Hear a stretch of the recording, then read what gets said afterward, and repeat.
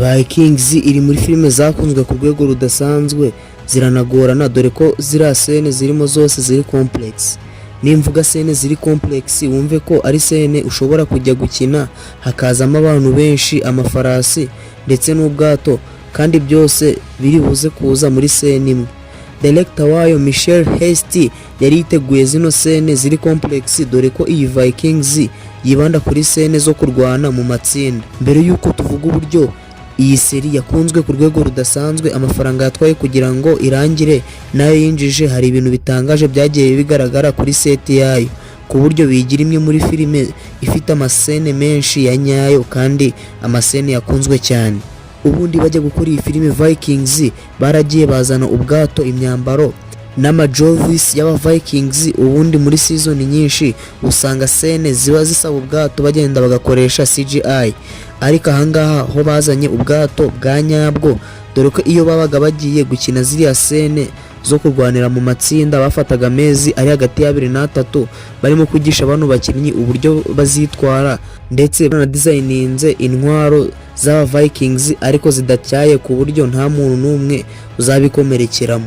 Niba waranarebye zino filime za Vikings cyase zino season za Vikings, wabonye ko ari amasene bakinaga aho amatsinda yajyaga kurwana ari mu bihumbi. Mu gushutinga iyi filime ntabwo bari bakeneye uriya mubare w'abantu benshi wabonaga kuri set ari benshi, ahubwo abantu bakiniraga hagati y'abantu 100 n'abantu 300. Abo nibo bajyagamo bagakina zino scene, ubundi bakabagabanyamo ibice bibiri, ubundi bakababwira uburyo bari bwitware, hanyuma aba DOP bagafatira kamera hasi ku buryo nureba iyi scene uzabona ari abantu benshi barimo kurwana. Hanyuma scene zo bafatiye hejuru muri iyi filime zerekana ko ikibuga cy'abantu bagira mu bihumbi bagiye kurwana, bafataga iyo scene hanyuma bakagenda bakoresha ama visual effects bakongeramo bari abantu badahari, ku buryo iyo scene iri wide mu kuyireba ku buryo uzagira ngo ni ikibuga kirimo abantu benshi kandi abantu bari bahari mu by'ukuri. Imwe muri scene zagoranye cyane muri Vikings ni ziriya scene aho Ragnar Block we n'igisirikare cye bataka Paris. Iyi scene izwi nka scene yitwa The Battle of the Paris. Bajya kuyishutinga ngo byabasabye ko bajya gushaka abandi bastandi 400. Nimba wararebye scene z'urugamba, aha baragiye bafata ubwato bwa nyabwo babushyira mu nyanja, ubundi bakazajya bafata amashusho yabwo, bafata n'ubundi bwari bukenewe cyane bwari burimo abakinnyi bibanze babushyira kuri hydraulic platform kugira ngo bize kuborohera gufata amashusho y'aba bakinnyi. Ubwo mu gushutinga iyi scene hari na kamera zirenga 10 na drone ku buryo bataza kugira na footage n'imwe babura.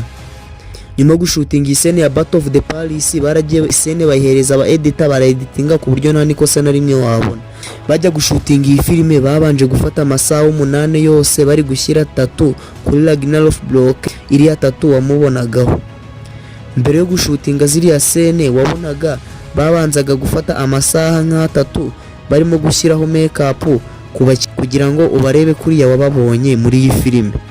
Gusa Ragnar Block we bamutegetse no gutereka ubwanwa n'umusatsi kubera ko scene nyinshi ari kuzikina muri iyi season. Izi season zose za Vikings zagiye kurangira zitwaye amadolari miliyoni 145 z'amadolari ya Amerika.